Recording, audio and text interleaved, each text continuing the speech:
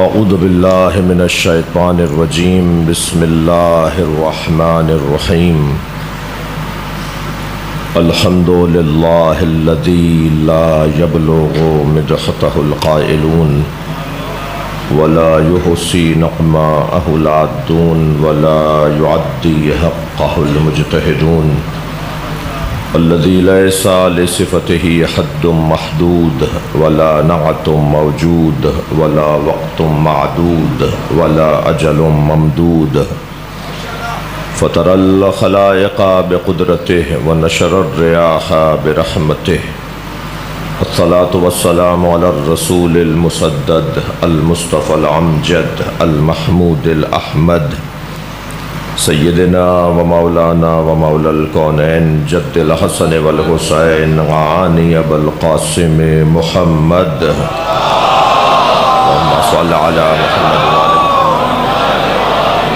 وآله الطيبين الطاهرين المعصومين الذين قال الله إنما يريد الله ليذهب عنكم الرجس أهل البيت ويطهركم تطهيرا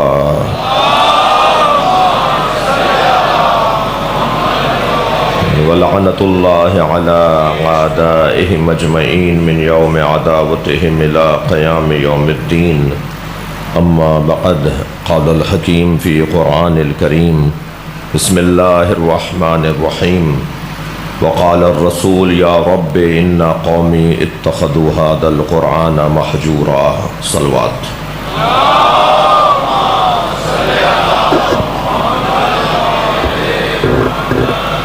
اور بلند صلوات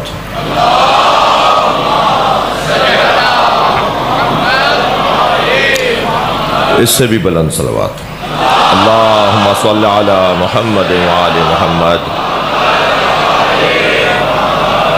سورہ مبارکہ الفرقان آیت نمبر 30 اللہ کا کلام جس میں اللہ اپنے حبیب کے کلمات کو الفاظ کو قرآن کے عنوان سے بیان کر رہا ہے۔ ہاں ایسا ممکن ہے کہ الفاظ کسی اور کے ہوں مگر وہ قرآن کہلائیں۔ انی عبداللہ آتانی الکتاب وجعلنی نبیا، یہ حضرت عیسیٰ کے الفاظ ہیں مگر یہ قرآن ہے یا نہیں؟ بڑا جاگتا ہوا مجمع ہے۔ الحمدللہ رب العالمین یہ قرآن ہے یا نہیں؟ یہ الحمدللہ رب العالمین پہلی مرتبہ ابو طالب نے کہا تھا۔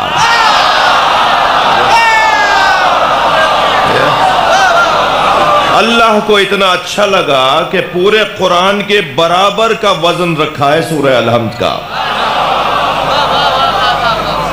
لَقَدْ آتَيْنَا سَبْعًا مِنَ الْمَثَانِي وَقُرْآنِ الْعَظِيمِ، ہم نے سورہ الحمد اور قرآن دو چیزوں کو ہم نازل کر رہے ہیں، پورا قرآن ایک طرف اور 7 آیتوں والا سورہ ایک طرف، اور وہ جو قرآن کا ہم وزن سورہ ہے اس کے پہلے الفاظ حضرت ابو طالب کے ہیں۔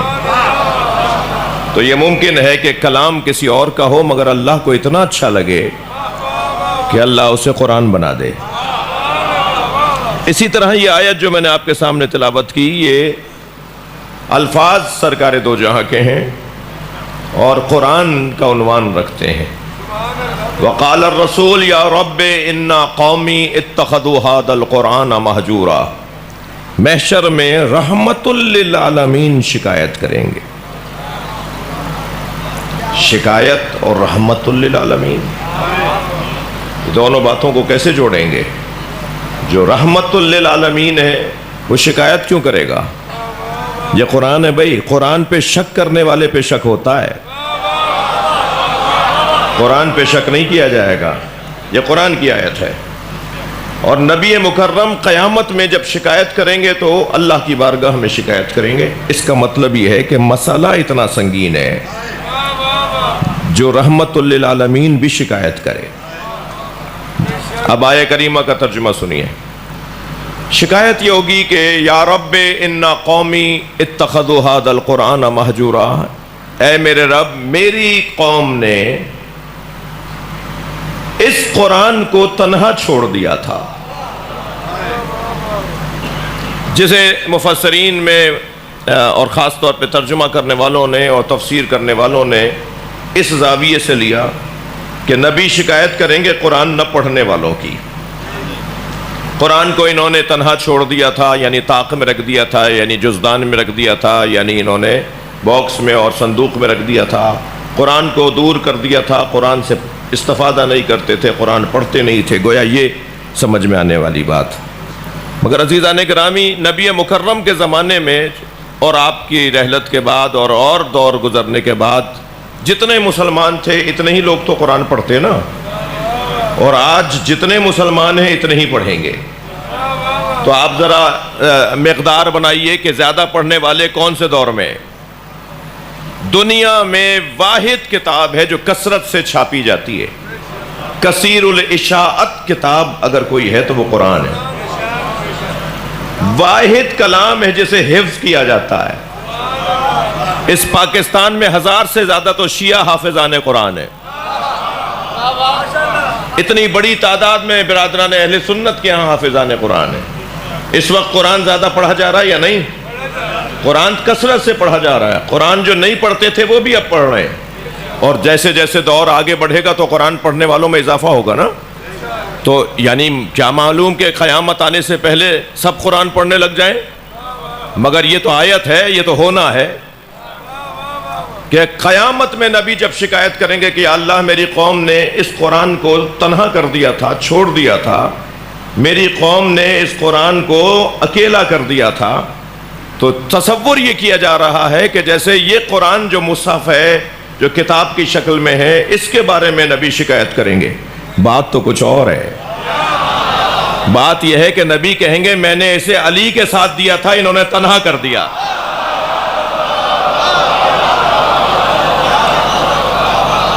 تھک گئے آپ میری باتوں سے، مجھے اندازہ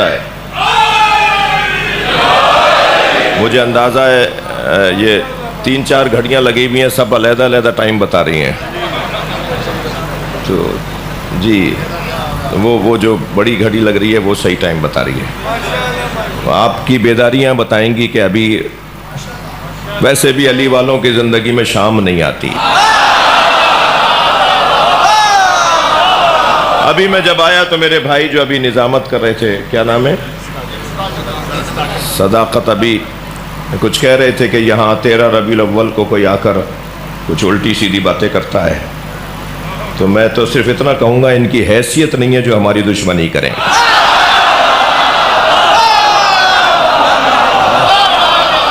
ان کی حیثیت نہیں ہے۔ شیعوں سے دشمنی کرنے کے لیے قابلیت چاہیے۔ جی جی جی، یہ غیر معیاری لوگ۔ اب تو پاکستان کی ریاست نے بھی انہیں گندگی کے ڈھیر پہ ڈال دیا ہے۔ صلوات پڑھ لیں ذرا محمد و آل محمد، اور بلند صلوات نبی کی ذات پہ پڑھ لیں۔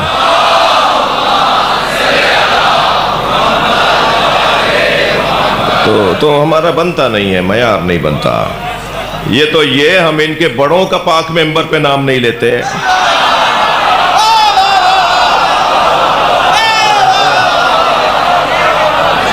یہ اہل بیت کے ذکر کی جگہ ہے بھائی، یہاں بات ہوگی تو اہل بیت کی ہوگی، اور ویسے بھی بات ہے ہی اہل بیت کی۔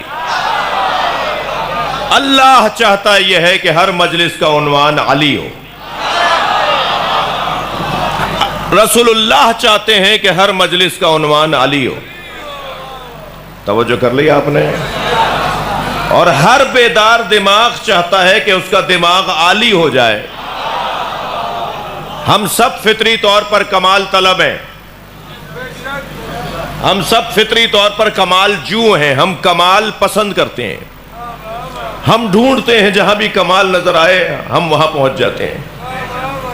ہم ہیں ہی مرید کمال۔ اب کمال کسی کے نزدیک حسن ظاہری ہے تو وہ حسینوں کے دروازے پہ نظر آتا ہے۔ کمال کسی کے نزدیک علم ہے تو وہ اہل علم سے دوستی کرتا ہے۔ کمال کسی کے نزدیک غیرت ہے تو وہ غیرت مندوں سے تعلقات بناتا ہے. کمال کسی کے نزدیک عزت ہے تو وہ صاحبان عزت سے دوستی کرتا ہے. کمال کسی کے نزدیک سخاوت ہے تو وہ سخیوں سے دوستی کرتا ہے. کمال کسی کے نزدیک شجاعت ہے تو وہ بہادروں سے مراسم بڑھاتا ہے. اللہ نہیں چاہتا تھا کہ لوگ در در کی ٹھوکریں کھائیں، ایک ہی گھر میں سارے کمال رکھ دیا. اگر کسی کو علم چاہیے تو اس دروازے پر آنا ہوگا. اور حسن ظاہری کا تو عالم یہ ہے کہ جن کے بچے حسنین ہو، اس علی کا حسن کیسا ہوگا. اور غیرت کا تو عالم یہ ہے کہ جو اللہ اکبر، غیرت کا تو عالم یہ ہے کہ جو غیر سے دودھ نہ پیتا ہو وہ غیر کو اپنے اوپر حاکم کیسے مانے گا. اور عزت کی تو کیفیت یہ ہے کہ میرے مولا فرمائیں گے ان الدائی ابن الدائی قد رقص بین اثنتین، اس بد کردار عورت کی اولاد نے مجھے دو راہے پہ لا کھڑا کیا ہے. بین السلت و ذلہ، مولا حسین کے الفاظ ہیں. مجھے اس بد کردار عورت کی اولاد نے دو راہے پہ لا کھڑا کیا ہے. بین السلت و ذلہ، یا ذلت کا رستہ لوں یا موت کا، ہے ہاتھ من الذلہ. اور یقین رکھو ذلت ہم اہل بیت سے دور ہے. ہم موت کو قبول کریں گے مگر ذلت ہمارے قریب نہیں آتی ہے. توجہ کر لیا آپ نے. اور سخاوت کا تو عالم یہ ہے کہ روٹی مانگنے آنے والا ایک تھا. وَيُطْعِمُونَ الطَّعَامَ عَلَىٰ حُبِّهِ مِسْكِينًا يَتِيمًا وَاسِيرًا، آنے والا مسکین تھا، مساکین نہیں تھے. تھوڑی گردن ہلا دو بھائی. آنے والا یتیم تھا، یتامہ نہیں تھے. آنے والا اسیر تھا، اسرا نہیں تھے. مانگنے والا ایک تھا، روٹیاں 5 ملی. میں مولا کی بارگاہ میں کہوں یا علی آپ بھی افطار کر لیتے اور اسے بھی ایک روٹی دے دیتے. تو سخاوت کی کیفیت یہ ہے کہ مولا کا جواب یہ آئے گا مانگنے والے نے کب کہا ہے علی کی روٹی چاہیے. جتنے گھر میں رہتے ہیں سب عطا کریں گے. سخاوت کی کیفیت یہ ہے. اور شجاعت کی تو کیا بات کروں، جس کا نام ہی بہادر بنا دیتا ہو، جس کے نام سے شجاعت آتی ہو. جی قدیمی سکھوں کا شہر ہے، سرداروں کی بھی رہائش ہے نا یہاں. ایک سردار جی کہنے لگے میرا پوتا صبح شام آتے جاتے اچھلتا کودتا آوازیں لگاتا ہے یا علی یا علی یا علی. تو میں نے اپنے پوتے سے پوچھا بیٹا تم یہ یا علی کی آوازیں کیوں لگاتے ہو؟ کہنے لگا دادا کیا کروں، جب میں یا علی کہتا ہوں میرے اندر طاقت آتی ہے. جس نام میں ماشاءاللہ مل کے جواب دیجیے گا، جس نام میں طاقت اور شجاعت ہو اور جس کا تذکرہ لوگوں کو بہادر بناتا ہو. یہ ہمارے درمیان سے بھی اگر کوئی آپ کو کبھی کہتا ہوا نظر آئے نا کہ کب تک مولا علی کے فضائل پڑھو گے، بعض لوگ کہتے ہیں کب تک خیبر و خندق پڑھو گے، تو انہیں پہلے یہ کہہ دیا کریں کہ جب تک قرآن ہے خیبر و خندق بیان ہوگا. بھائی قرآنی آیات ہے نا، قرآنی واقعات ہے نا، یہ ان سے کیسے ہاتھ اٹھا سکتے ہو؟ یہ تو مجھ خطیب کا اور ہم ذاکرین کا ہنر ہے کہ ہمیشہ ایک نئے پہلو کی طرف توجہ دلائیں. جب کسی نے مولا علی سے پوچھا جب آپ میدان میں جاتے ہیں تو پہلے کسے مارتے ہیں؟ جب آپ میدان میں جاتے ہیں تو کیا سواروں کو پہلے مارتے ہیں؟ لوہا جو زیادہ پہنے ہوئے انہیں پہلے مارتے ہیں؟ لمبے قد والوں کو زیادہ مارتے ہیں؟ آپ جب میدان میں جاتے ہیں تو پہلے کسے مارتے ہیں؟ تو مولا نے مسکرا کے فرمایا سرداروں کو مارتا ہوں، مزدوروں کو نہیں مارتا.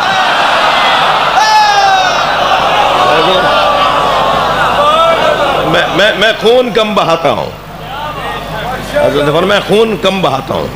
بڑے بڑے لوگوں کو مار دیا جاتا ہے پھر چھوٹے تو خود ہی چلے جاتے ہیں. کیا انداز ہے. کسی نے پوچھا مولا جب ہمیں آپ سے کوئی غرض، کوئی کام، کوئی رہنمائی لینی ہو اور میدان میں آپ اترے ہوئے ہوں تو آپ ہمیں کہاں ملیں گے؟ ہم آپ سے کہاں ملنے آئے؟ حضرت نے فرمایا جہاں میں اپنی سواری سے اترتا ہوں وہیں کھڑا رہتا ہوں. نہ میں بھاگنے والوں کے پیچھے جاتا ہوں نہ کسی میں اتنی طاقت ہے کہ وہ میرے قریب آئے۔ پھر ایک نے مسکرا کے کہا یا علی یہ بھی بتا دیجئے جب آپ کے سامنے آپ کا دشمن آ جاتا ہے تو کیسا لگتا ہے؟ فرمانے لگے جب میرے سامنے آ جاتا ہے تو مجھے اس پہ رحم آتا ہے، وہ گھبرا رہا ہوتا ہے،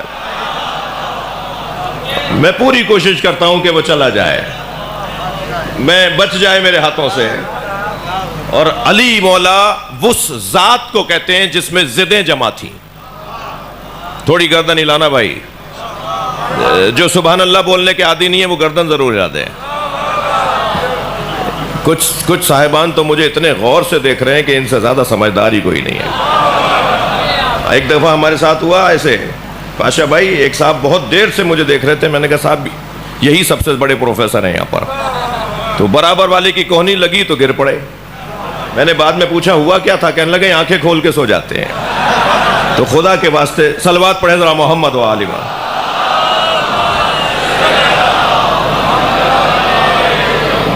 بات تھوڑی سی آگے جائے، اچھا زبردستی بھی نہیں ہے، زبردستی نہیں ہے، آپ کو بات اچھی لگے تو گردن لا دیجئے گا، زبردستی تو میں مجلس بنانا نہیں چاہ رہا اپنی۔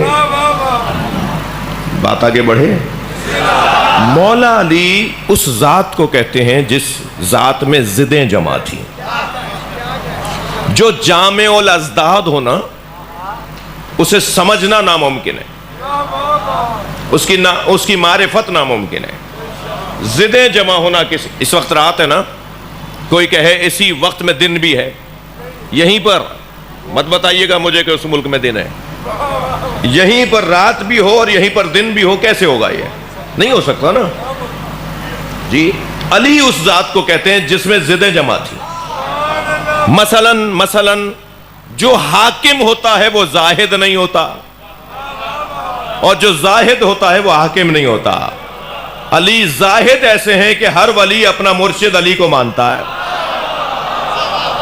لہذا اچ شریف ہے، دہلی شریف ہے، سہون شریف ہے، مگر نجف اشرف ہے۔ ہر زاہد علی کو اپنا مولا مانتا ہے۔ علی اتنے بڑے زاہد ہیں، اور حاکم ایسے ہیں کہ ابھی 2005 کے اندر کوفی عنان سیکرٹری جنرل اقوام متحدہ نے اعلان کیا، خطوط لکھے اقوام متحدہ کی طرف سے پوری دنیا کے 156 ممالک کو، اور کہا کہ جس کے پاس اچھی حکومت چلانے کا نظام ہے، مشورے ہیں، مقالے ہیں، تحقیقات ہیں، ریسرچ ہے، وہ ہمیں بھیجیں تاکہ ہم انہی نکات کو پوری دنیا کے حکمرانوں کو بھیجیں کہ ایسے حکومت چلاؤ۔ تو لوگوں نے بڑی بڑی تحریریں لکھی، سینکڑوں کی تعداد میں تحریریں پوری دنیا سے جمع ہوئیں، اور کسی ایک مولا کے مرید نے مولا علی کا خط بھی بھیج دیا، جو حضرت مالک اشتر کو مولا علی نے گورنر بناتے ہوئے لکھا تھا۔ اور جب وہ تحقیقات کا عمل مکمل ہوا اور اختتامی خطاب کیا کوفی عنان نے، وہ کٹنگ بھی میرے پاس موجود ہے، تو اس نے اس اختتامی خطاب میں کہا کہ ہمارے پاس تحریریں تو بہت آئیں پوری دنیا سے، مگر ان ساری تحریروں میں سب سے بلند تحریر مسلمانوں کے خلیفہ علی کی ہے۔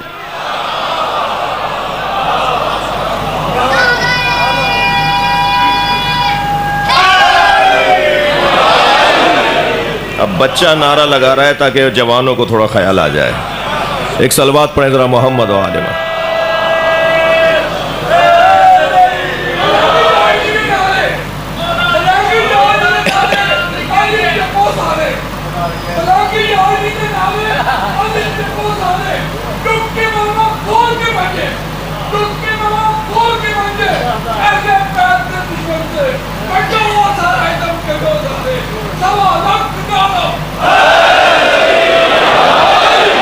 ماشاءاللہ ماشاءاللہ۔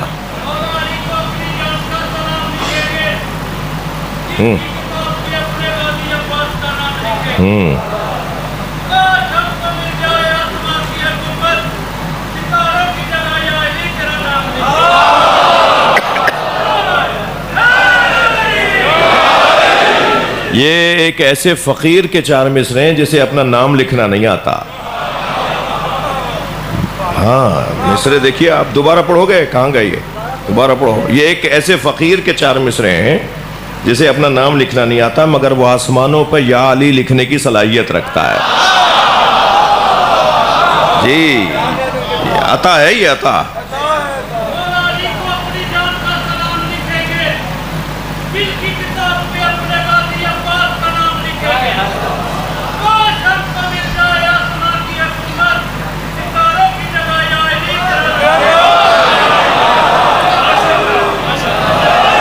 بات تھوڑی سی آگے جائے، جو حاکم ہے وہ زاہد نہیں ہے، جو زاہد ہے وہ حاکم نہیں ہے، مگر علی زاہد بھی ہیں اور حاکم بھی ہیں۔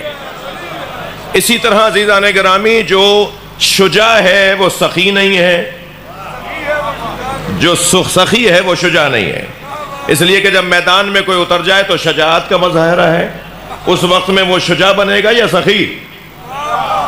علی ابن ابی طالب میدان میں سخی بھی ہیں، شجاع بھی ہیں۔ جب علی کے دشمن کی تلوار ٹوٹ جائے تو علی تو نہتے پہ ہاتھ اٹھاتے نہیں ہیں۔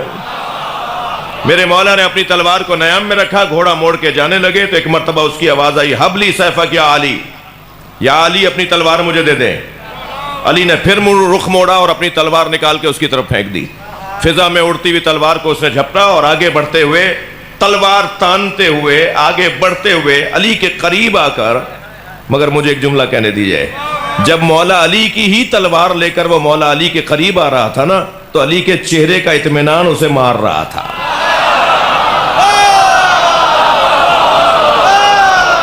ایک مرتبہ مولا علی کے قریب آ کے کہتا ہے، کوئی اپنے قاتل کو تلوار دیتا ہے؟ مولا مسکرائے، مولا نے فرمایا، پہلے قاتل تھا پھر سائل ہو گیا تھا، علی سے مانگنے والا خالی ہاتھ نہیں جاتا۔ ایک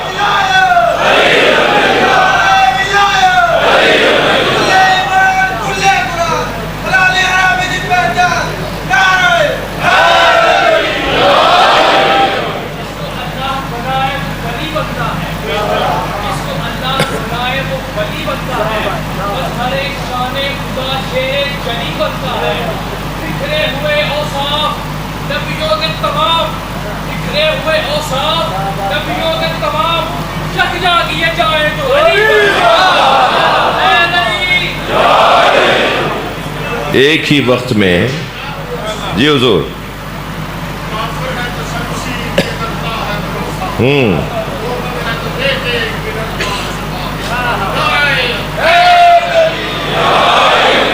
جامع الاضداد ذات مولا علی کی ذات۔ تھوڑی سی بات آگے جائے، جس کی رائٹنگ اچھی ہوتی ہے نا، اس کا ہاتھ نرم ہوتا ہے۔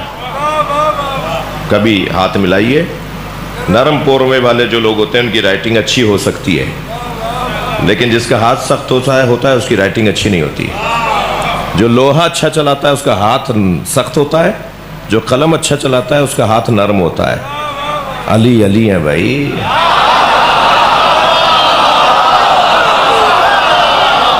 قلم چلائیں تو صلح حدیبیہ، تلوار چلائیں تو ذوالفقار۔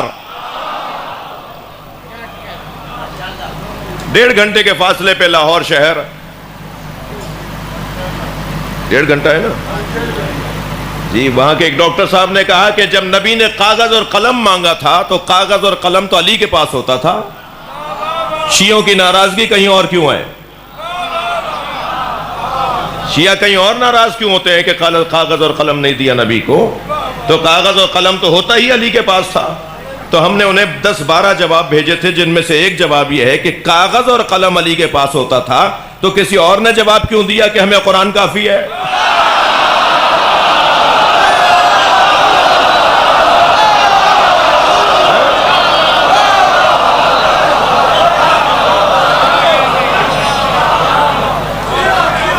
توجہ ہے حضرات کی؟ قلم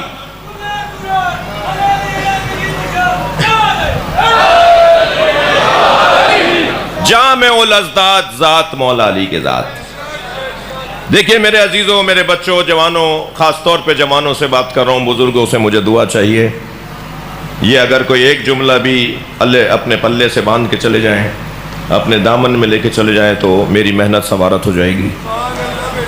بانیان کی محنت، ذاکرین کی یہ خرچہ کرنا، بانیان کا یہ سب حاصل ہو جائے گا اس کا۔ جی اللہ کو تکبر پسند نہیں ہے، خبردار غرور مت کرنا۔ اور ویسے بھی علی والوں کو غرور جچتا نہیں ہے. میں لفظوں کو اور بہتر کرتا ہوں، ماتمیوں کو غرور جچتا نہیں ہے. اس لیے کہ ہم سب یہاں پر امام بارگاہ کے اندر بہت ہی اہتمام کے ساتھ، انتظام کے ساتھ، عاجزی کے ساتھ بیٹھے ہوئے ہیں. بہت سارے لوگ ہوں گے جنہیں گدے، تکیے اور دبیز نشستوں اور نرم صوفوں کے علاوہ چین نہیں آتا ہوگا. اسی جگہ میں دیکھ رہا ہوں بعض جگہ تو پہلو بدلنے کی جگہ نہیں ہے. بعض جگہ جیسے بچہ بیٹھا ہے نا ایسے ہی بیٹھا رہے گا، اور جانے کا راستہ بھی نہیں ہے. جی بدن کو تکلیف ہے نا، مگر روح کو غذا مل رہی ہے. یہ جو ذکر ہے نا، یہ روح کی غذا ہے. خبردار، موسیقی روح کی غذا نہیں ہے. اللہ، رسول اور اہل بیت کا ذکر روح کی غذا ہے. جتنا زیادہ اہتمام کے ساتھ. اب یہ جو ہم زمین پر بیٹھ گئے، بہت سارے لوگ حیثیتوں والے لوگ ہیں مگر یہاں پر زمین پہ بیٹھے ہوئے ہیں، تو یہ ہمیں مشق کروائی جا رہی ہے، ہمیں ممارست کروائی جا رہی ہے، ہمیں تمرین کروائی جا رہی ہے کہ اپنی انا سے ہاتھ اٹھاؤ، اپنی ذات سے ہاتھ اٹھاؤ. بادشاہ بھائی میرا پرانا جملہ ہے، تکرار کر رہا ہوں. ہم سب امام بارگاہ میں مجلس میں فرش اعضا پر جوتیاں اتار کے بیٹھتے ہیں نا. ہم سب جوتیاں اتار کے بیٹھے ہیں نا، گردن ہلا دو بھائی. ہم سب جوتیاں اتار کے بیٹھے ہیں نا. مولا علی نے جوتیوں کا نام دنیا رکھا ہے. ہم اپنی دنیا باہر چھوڑ کر آتے ہیں. کوئی کچھ بھی ہوگا مگر یہاں فقیر حسین ہے. باہر نکلے گا تو فیکٹری کا مالک ہے، باہر جائے گا تو ڈائریکٹر صاحب ہیں، باہر جائے گا تو سیکٹری ہیں فلاں وزارت کے، مگر یہاں سب حسین کے فقیر ہیں. یہ جو ذات کی نفی ہے، یہ جو اپنی ذات سے ہاتھ اٹھانا ہے، یہ فقیروں کا کام ہے. اللہ کرے ہم سب پیسے والوں کو اللہ فقیر بنا دے. نہیں بولے الہی آمین، نہیں بولا سب نے. الہی آمین نہیں بول رہے بھائی، کیا بات ہے. فقیر مانگنے والے کو نہیں کہتے، فقیر محتاج کو نہیں کہتے، فقیر بھیک مانگنے والے کو نہیں کہتے. فقیر تو اپنے مولا پہ توکل بانٹنے والے کو کہتے. مجھے فقیر مل نہیں رہے، آپ کو ملے تو مجھے ملوائیے گا. یہ جو چارواہوں پہ کھڑے ہوئے بھیک مانگ رہے ہوتے ہیں، یہ فقیر نہیں ہے، ذلیل ہے. فقیر تو ہوتا ہی کچھ اور ہے. اور میں ان بچوں جوانوں سے، حیثیت والے بچوں جوانوں سے، جن کے پاس جن کے ماں باپ نے ان کو پیسہ چھوڑا ہے، پیسے والے اور ماں باپ کی اولادوں سے کہہ رہا ہوں، خبردار کسی کا کالر ادھڑا ہوا ہو، پائچہ پھٹا ہوا ہو، بٹن اس کے ٹوٹے ہوئے ہو، چپل دو طرح کے پہنے ہوئے ہو، اس کو ذلیل اور حقیر مت سمجھنا. اللہ نے اپنے ولیوں کو فقیروں میں چھپایا ہوا ہے. توجہ ہے. ان کے تعلقات اللہ سے بڑے گہرے ہوتے ہیں. اللہ جلدی ان کی بات سن بھی لیتا ہے. جی جو سادہ زندگی گزار رہے ہوتے ہیں، جو اپنی ذات سے ہاتھ اٹھائے ہوئے لوگ ہوتے ہیں نا، ان کی اللہ جلدی سنتا ہے. ایسے ہی ایک فقیر بازار سے گزر رہا تھا. دودھ والے نے آواز لگا کے کہا دودھ پیو گے؟ تو پہلے تو اس کی دکان کو خوب غور سے دیکھا، یہ ہر ایک کا کھاتے نہیں ہے. ہاں، یہ ہر ایک کا کھاتے نہیں ہے. پہلے تو ایک مرتبہ غور سے دیکھا اور پھر کہا پلا دو. تو اسے کٹورا بھر کے دودھ کا دیا. دودھ پی کے جو چلا، کٹورا دے کے جو چلا، تو کچھ آگے گیا تو پیر کیچڑ میں گیا، چھینٹیں اڑیں تو دیوار کے کنارے دو آشنا کھڑے باتیں کر رہے تھے. سمجھتے ہیں نا آشنا؟ دو آشنا کھڑے باتیں کر رہے تھے. تو چھینٹیں جا کے لڑکی کے اوپر لگی. تو اسے تو کوئی برا نہیں لگا. لڑکے نے آگے بڑھ کر بدتمیزی شروع کر دی. دیکھ کر نہیں چلتے ہو، ایسے ہو ویسے ہو، اور غصہ کر کے دو تھپڑ بھی مارے، ایک لات بھی مار دی، اس فقیر کو گرا دیا. یہ زمین پہ گرا ہوا ہاتھوں کو اٹھا کے کہنے لگا یا اللہ تو بھی تو ہے. کبھی دودھ پلواتا ہے، کبھی تھپڑ لگواتا ہے. تو جیسے یہ جملہ کہا نا، وہ لڑکی زمین پر گری، تڑپی اور مر گئی. تو لوگوں نے کہا بھائی یہ تو کوئی اللہ کا ولی ہے، اس نے بد دعا دی، عورت مر گئی. تو کہنا نہیں، میں نے کسی کو نہیں مارا. دو یاروں کا مسئلہ، ایک نے مجھے مارا، ایک نے اسے مارا.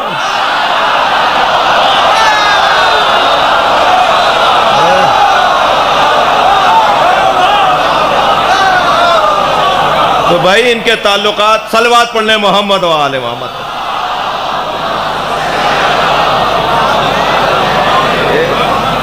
ان کے تعلقات اللہ سے بہت زیادہ گہرے ہوتے ہیں. یہ جو ہمیں عجز اور خاکساری اور انکساری اور تواضع کی دعوت ہے اور تمرین ہے اور مشق ہے، اس کا ایک بہترین ذریعہ یہ مجلس۔ آپ کے ہاں تو ماشاءاللہ ایسا نہیں ہوگا، مگر بعض بڑے شہروں میں یہ ہو گیا ہے کہ جیسے جیسے پیسہ بڑھتا چلا گیا، ایسے ایسے حلقے سے نکل کر باہر روڈ کے کنارے کھڑے ہو کے ماتم بھی ہلکا ہو گیا۔ پہلے جب ان کے پاس پیسہ کم تھا تو حلقے میں لگ کے ماتم کرتے تھے۔ بھائی میں جن کو برا لگ رہا ہے وہ نہ بولے جی، پہلے تو یہ حلقے میں لگ کے دونوں ہاتھوں سے ماتم کرتے تھے، اور اب جیسے جیسے پیسہ بڑھا تو یہ حلقے سے باہر آ گئے، اور جیسے اور بڑھا تو اور پیچھے چلے گئے۔ اب یہ دیوار کے کنارے کھڑے ہو کے آہستہ آہستہ اشارہ کر رہے ہوتے ہیں جی۔ اب یہ جب مجلس کرتے ہیں تو پہلے خود فرش بچھاتے تھے، خود دیکھ کے اندر گھوٹا لگاتے تھے، نیاز بناتے تھے، لیکن اب پیسہ بڑھ گیا ہے تو اب انہوں نے نوکر بلانا شروع کر دیے ہیں۔ اب ان کے گھر کی فرش بھی، مجلس کا فرش بھی نوکر بچھاتے ہیں، اور اب ان کے گھر کی نیاز بھی نوکر پکاتے ہیں۔ نوکر تو بڑا سیانہ ہے، ان سے پیسے بھی لیتا ہے، حسین سے شاباش بھی لیتا ہے۔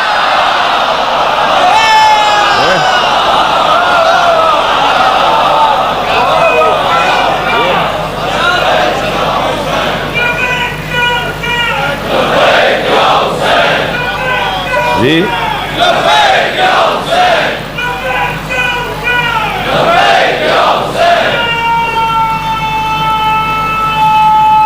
ماشاء اللہ،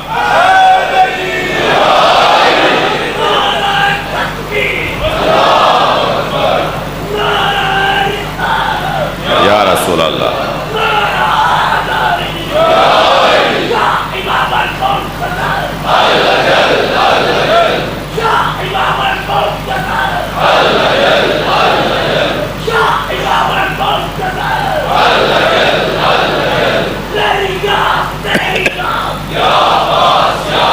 ماشاء اللہ۔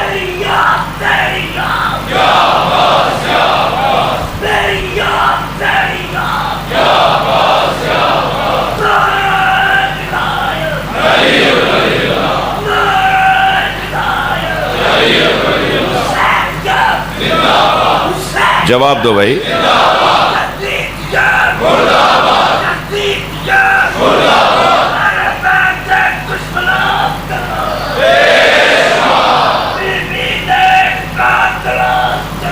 بے شباب،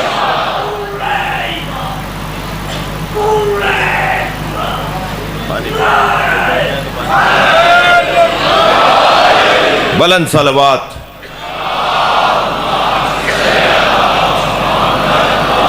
مجھے اندازہ ہے ٹائم بہت ہوتا جا رہا ہے، اللہ کو تکبر پسند نہیں ہے۔ خبردار خبردار میرے بچوں جوانوں، آپ سے بات کر رہا ہوں، اپنے اندر سے، اپنے من کی لغت سے ایک جملہ نکال کر پھینک دو، اور وہ جملہ یہ ہے کہ جب کبھی کوئی تم سے کوئی بات کرے جو تمہارے مزاج کے خلاف ہو تو یہ جملہ مت کہا کرو، تم مجھے نہیں جانتے میں کون ہوں۔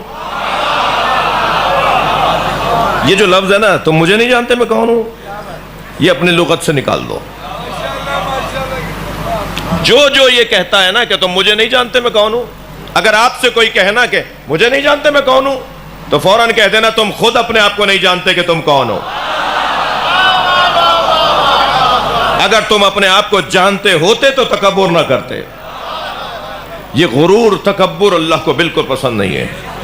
بھائی بڑی محنت کا جملہ کہہ رہا ہوں حضور، آپ کو ہدیہ کر رہا ہوں، یعنی آپ کے توسط سے سب کو ہدیہ کر رہا ہوں، بڑی محنت کا جملہ کہہ رہا ہوں، تکبر وہ کرے جس جیسا کوئی نہ ہو۔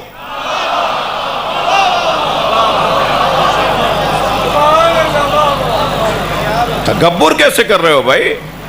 تم جیسے تو 50 ایسے، فلاں جیسے تو 50 دنیا کے اندر موجود ہیں۔ تکبر وہ کرے، اب میں جملہ کہنے جا رہا ہوں، اگر تکبر کا کسی کو حق ہوتا تو وہ محمد اور علی کو ہوتا۔ حق تھا نبی مکرم کا کہ وہ تکبر کرتے۔ ہم اپنے مزاجوں کے مطابق بات کر رہا ہوں، ہمارے ہاں رائج انداز کے مطابق بات کر رہا ہوں۔ اس کے مطابق حق تھا تو تھا علی کو، مگر جن کو حق تھا وہ انہوں نے تو تکبر نہیں کیا۔ انہوں نے تو کبھی غرور نہیں کیا. بھئی آپ کی سماعتیں میرے ساتھ ہیں, میں ایک نتیجہ خیز چند جملے کہنے جا رہا ہوں. جس جیسا کوئی نہ ہو وہ تکبر کرے. علی یوں تکبر نہیں کریں گے کہ علی جیسے کو فاطمہ کہتے ہیں. اس پوری کائنات میں نبی جیسے کو علی کہتے ہیں. اس پوری کائنات میں سیدہ جیسے کو مولا علی کہتے ہیں. تکبر کرنے والے کم سے کم 5 وجہ سے تکبر کرتے ہیں. خفا ہو رہے ہیں آپ مجھ سے؟ نہیں. 5 سبب بنتے ہیں کم سے کم. زیادہ آپ مجھے بتا دیں گے لیکن کم سے کم موٹے موٹے 5 سبب. تکبر کے موٹے موٹے 5 سبب. سب سے پہلا ایک سبب, تکبر کیا جاتا ہے زمینداری کی بنیاد پر. بھائی ان کی 600 ایکڑ کی زمین ہے, ان کی 1000 ایکڑ زمین ہے, یہ 2000 ایکڑ کے زمیندار ہیں. یہ تکبر ہو. سینہ چوڑا کر کے چل رہے ہیں, پیر پٹک پٹک کے چل رہے ہیں. کبھی ہاریوں کو الٹی سیدھی باتیں کہہ رہے ہیں, کبھی اس بنیاد کے اوپر بہت ساری غلط باتیں کر رہے ہیں. تکبر کا ایک سبب زمینداری ہے. تکبر کا ایک سبب زمینداری ہے. تکبر کا دوسرا سبب لباس ہے, کپڑے. یہ مہنگے کپڑے پہن کے اپنے آپ کو سمجھتے ہیں یہ بھی مہنگے ہو گئے. بعض لوگوں کے کپڑوں میں کلف ہوتا ہے, کچھ لوگوں کی گردنوں میں کلف ہوتا ہے. جی یہ تکبر. کپڑے ٹیڑھے ٹیڑھے, کپڑے ٹیڑھے ٹیڑھے ہو رہے ہیں, یہ بھی ٹیڑھے ٹیڑھے چل رہے ہیں. جی ان کا چال ایک مرتبہ بدل گئی مہنگے کپڑے پہن کا. وہ ہمارے ہاں سندھ کے اندر سب سے مہنگا جو کپڑا ایک زمانے میں ہوتا تھا اسے کہتے تھے بوسکی. کیا؟ ٹھیک ہے. تو وہ ایک صاحب کہنے لگے, اذان ہو رہی ہے, اعلان ہو رہا ہے, اذان ہو رہی ہے.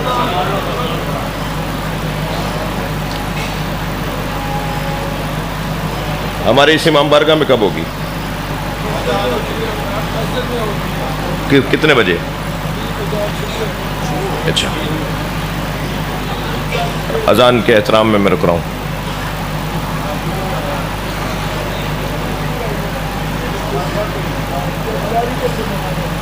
تین 40 میں 3:40 میں یہ نقطہ پورا کر دوں. تکبر ایک زمین کی بنیاد پر, تکبر ایک لباس کی بنیاد پر, تکبر ایک غذا کی بنیاد پر. توجہ. تکبر ایک غذا کی بنیاد پر, تکبر ایک سواری کی بنیاد پر. مہنگی گاڑی میں بیٹھ کر, اونچی سواری پر بیٹھ کر یہ اپنے آپ کو کچھ اور سمجھتے ہیں. ایسا ہی ہے. تکبر ایک مکان کی بنیاد پر. اب میرے ساتھ ذرا دہرائیے 5 چیزیں. زمین کی بنیاد پر, آئیے میرے بھائی تشریف لے آئیں. تکبر ایک زمین کی بنیاد پر, تکبر لباس کی بنیاد پر, تکبر غذا کی بنیاد پر, تکبر بھائی کہاں ہو, تکبر ایک سواری اور گاڑی کی بنیاد پر, تکبر مکان کی بنیاد پر. وہ علی زمین کی بنیاد پہ تکبر کیوں کرے کہ جو خود بوت اور آب ہو؟ وہ علی لباس کی بنیاد پہ تکبر کیوں کرے جس کے بچوں کے کپڑے جنت سے آتے ہو؟ وہ علی سواری کی بنیاد پہ تکبر کیوں کرے گا جو دوش نبی کا سوار ہو؟ وہ علی ابن ابی طالب اللہ اکبر غذا کی بنیاد پہ تکبر کیوں کرے گا جس کی غذا لعاب مصطفیٰ ہو؟ وہ علی ابن ابی طالب مکان کی بنیاد پہ تکبر کیوں کرے گا جو کعبے میں دنیا میں آیا؟ اگر تکبر کرنا تھا تو ایسے لوگوں کو کرنا تھا. اگر تکبر کا حق تھا تو وہ نبی اور علی کا حق تھا. علی والے تکبر نہیں کرتے, نبی والے تکبر نہیں کرتے. خبردار, تکبر ایک ایسی بیماری ہے کہ جو کسی کو پریشان دیکھ کر خوشی میں مبتلا کرتی ہے. اور حسین والے تو کسی کو پریشان دیکھتے ہیں تو پریشان ہو جاتے ہیں. جب جناب زینب نے بی بی سکینہ سے پوچھا, سکینہ تم کہاں لیٹی ہو؟ شام غریبہ میں جو بچی کو ڈھونڈتے ہوئے پہنچی نا جناب زینب, تو کیا دیکھا؟ ایک نشیب میں ایک لاشے کے قریب، جس لاشے پہ پتھر پڑے ہوئے ہیں، نیزے پڑے ہوئے ہیں، ٹوٹی ہوئی تلواریں پڑی ہوئی ہیں، اس لاشے کے قریب جناب سکینہ سو رہی ہیں۔ تو قریب جا کر بچی کو پیار کیا اور کہا سکینہ کہاں سو رہی ہو؟ کہا پھوپھی اماں جب میرے دامن میں آگ لگی میں بابا کو پکار رہی تھی بابا مجھے بچاؤ، تو اسی لاشے سے آواز آئی سکینہ میرے قریب آ جاؤ۔ پھوپھی اماں یہ میرے بابا کا لاشا ہے۔ جناب زینب نے فرمایا سکینہ تمہارے بابا نے اور کیا کہا؟ کہ بابا نے کہا میرے شیعوں کو جا کے سلام کہنا اور کہنا جب ٹھنڈا پانی پئیں تو میری پیاس کو یاد رکھیں۔ عزادارو، اہل بیت کے اوپر رونے والا، حسین مولا پہ رونے والا اسیروں کا تماشا نہیں دیکھتا، کسی کو پریشان دیکھ کر خوش نہیں ہوتا، بلکہ یہ علامت ہے عزاداروں کی کہ کسی کو پریشان دیکھ کر پریشان ہو جاتے ہیں۔ آپ کی آوازیں بلند ہو گئیں، مجلس کا سلسلہ جاری رہے گا۔ میں صرف آپ سے چاہتا ہوں کہ 2 لمحے میرے ساتھ اور رہیے۔ حسین صبح سے عصر تک لاشیں اٹھاتے رہے، سارے لاشیں نبی زادے نے خود اٹھائے ہیں، حتیٰ غلاموں کے لاشیں بھی کسی کو اٹھانے نہیں دیے۔ جب کوئی بڑھ کر کہتا تھا نا مولا یہ غلام ہے، تو فرماتے تھے میرا مہمان ہے۔ حر نے آگے بڑھ کر کہا مولا یہ غلام زادہ ہے۔ جب حر کے بیٹے علی ابن حر کا لاشا اٹھایا نا امام نے، تو امام سے فرمایا حضرت حر نے کہ یہ آپ کا غلام زادہ ہے، تو فرمایا حر جوان کی میت باپ نہیں اٹھاتا۔ سلام ہو حسین ابن علی پر۔ جب لاشا علی اکبر کا اٹھا رہے تھے نا، تو کوئی نہ تھا جو آگے بڑھ کے کہتا کہ جوان کی میت باپ نہیں اٹھاتا۔ عزاداروں، مجلسی لوگ ہیں، عزادار لوگ بیٹھے ہیں، میرے بھائی ذاکر اہل بیت تشریف فرمائے ہیں۔ میں خود پریشان تھا اس بات کے اوپر جب یہ روایت میں پڑھتا تھا کہ امام حسین نے بیٹے کا لاشا اٹھایا۔ ائمہ معصومین سے تو ترک اولا بھی نہیں ہوتا، لیکن میرا مسئلہ جب حل ہوا کہ جب علامہ نقن صاحب نے یہ مصائب پڑھے کہ جب حسین لاشا اٹھانے لگے نا، تو برابر سے ایک بی بی کی آواز آئی، اور وہ بی بی جناب زینب تھی۔ سلام کر کے کہنے لگی بھیا یہ لاشا زینب اٹھائے گی۔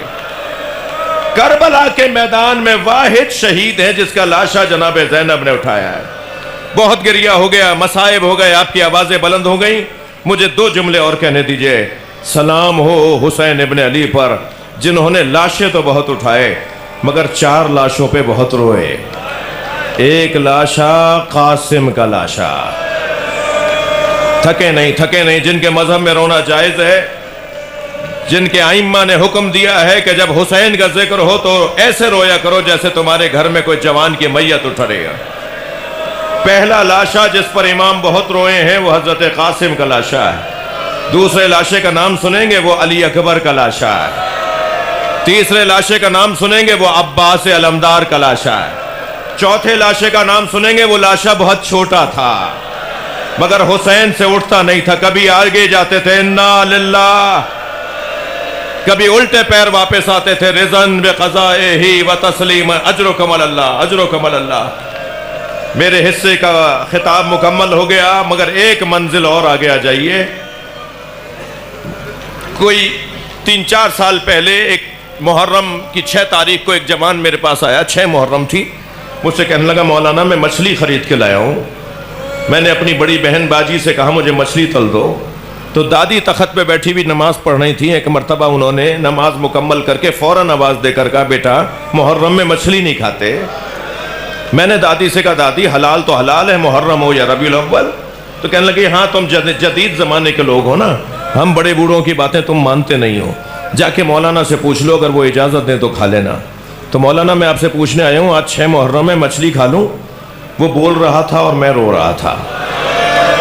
میں نے کہا میں اتنا بڑا عالم نہیں ہوں، مجھے اس کا جواب نہیں آتا، تم دادی کی بات مان لو۔